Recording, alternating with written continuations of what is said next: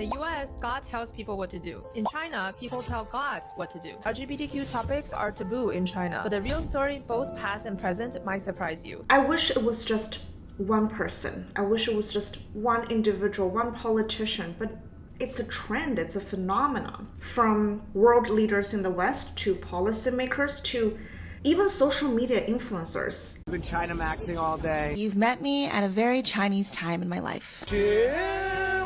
Talking up China is trendy now.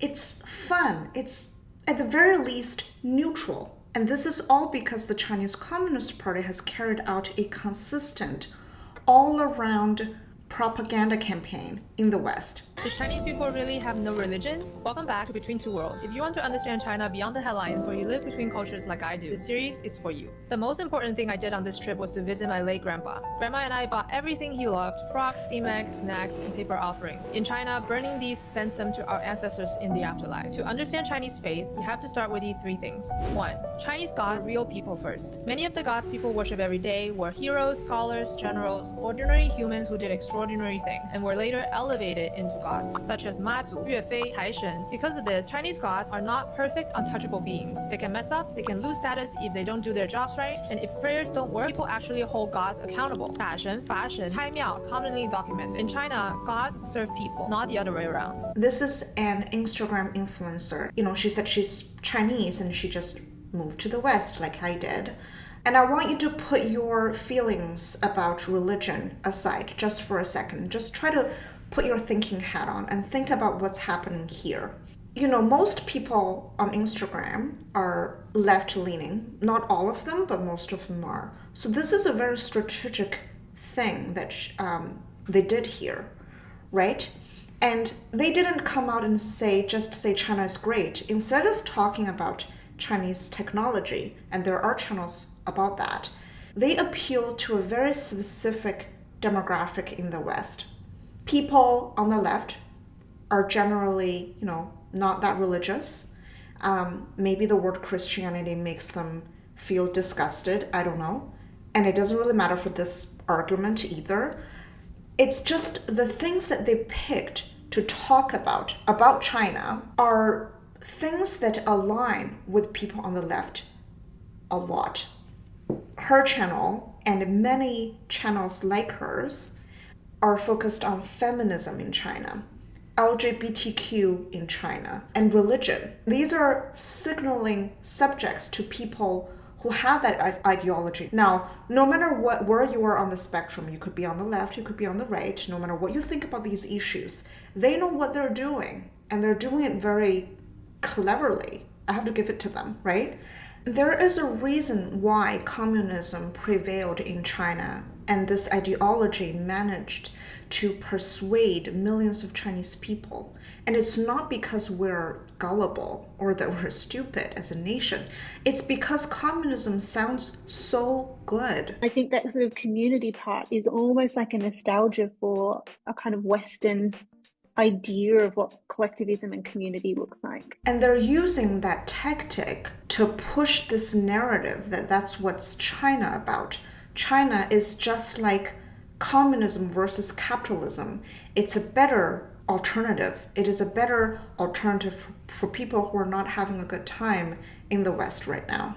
2. China established over 3,000 years ago that religion can never challenge political power. During the Shang to Zhou dynasty transition, China formed the idea of Tianming and Tianzi. The hierarchy was crystal clear. Heaven, then the emperor, or Tianzi, then the people, or Zimin, aka the emperor's children subjects. In this two-layered father-to-son model, the emperor already represented heaven, so no religious group could ever claim higher authority, because the highest authority was already built into the state. This is why China never had a church above the state, or sister-papism. 3. The West became monotheistic. China stayed pluralistic. In the West, one God equals one truth. In China, we kept many gods, many beliefs, and many local practices. We have a god for almost anything you can think of, from Tai Shen Ye for money to Wen Chang Di Jun for exams and Gaokao. It's practical, not dogmatic. So in the West, God commands, people obey. Religion tells you how life should be lived. In China, people decide, gods assist. Belief is transactional and practical. If I had to summarize Chinese faith in one idea, it's we believe in whatever improves our life, protects our families, and pushes humanity forward. The reason that I say it's so sophisticated sophisticated is because they talk about how advanced China is on the subject. Oh, you think Christianity is taking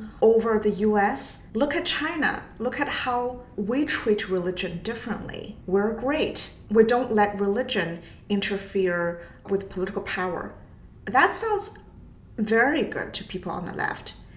But they don't tell you that there is a reason why there is a religion vacuum in a way. She's right. There is no God that is above the emperor. There is no God that is above the Chinese Communist Party. In fact, if you want to join the Chinese Communist Party, you have to declare on paper officially that you are not religious in any way. It used to be, your God used to be the emperor. The emperor is your God. They tell you to do something, you do it. And now that ideology has evolved. Xi Jinping is your God. If the Chinese Communist Party tells you to obey your party and your God, God forbidding you have it, tells you to do something otherwise, you have to abandon that God. You have to obey the Chinese Communist Party. This is your God now. They will not tolerate a higher authority. And that is the real reason why China doesn't have religion. Well, the framing is very different. They tell a very different story. Imagine you grew up in China, right? And you were required, and this is true, to read Xi Jinping thought. He's not even dead yet, which is really ironic. There's literally a book that you have to read as a student in China, and then there's the words of God.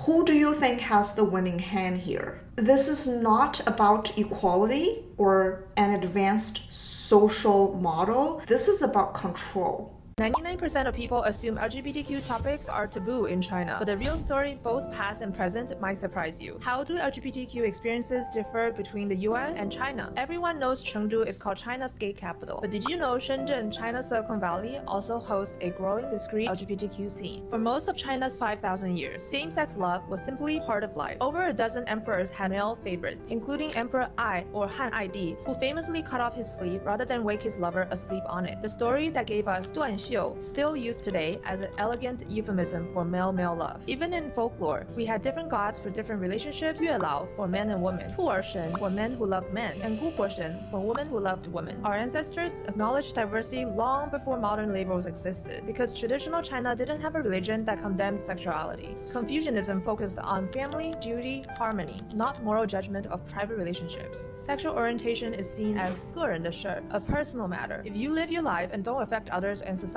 no one feels entitled to judge you. This is why China doesn't have a pattern of public identity-based hate crimes. I already talked about how LGBTQ is a buzzword in the West, and it all helps to kind of establish this better alternative that China is trying so hard to push. In China, the social unit is family. So family used to have a lot of power over your life. And what her targeted audience won't like is it is a family that is controlled by men. Men decide whether their women live or die, whether they've, if they've committed adultery, they will be killed by their husband and punished by the family. And in modern China, domestic violence is a real issue, and it's not addressed because they believe it's 个人的事, it's a family matter. Oh, you're beating your wife? None of my business. It's not for the country to decide, to interfere. And the darker side is if you're a child and you're experiencing abuse from your parents, that's also something that's, your own family matter. And Chinese people believe that the government shouldn't interfere. That is the culture. That is the darker side. I think it's the real side of that part of the culture. All right, I'll talk more about these Instagram influencers in the next episode. But before that, remember to comment, share, and like. I'll see you in the next one.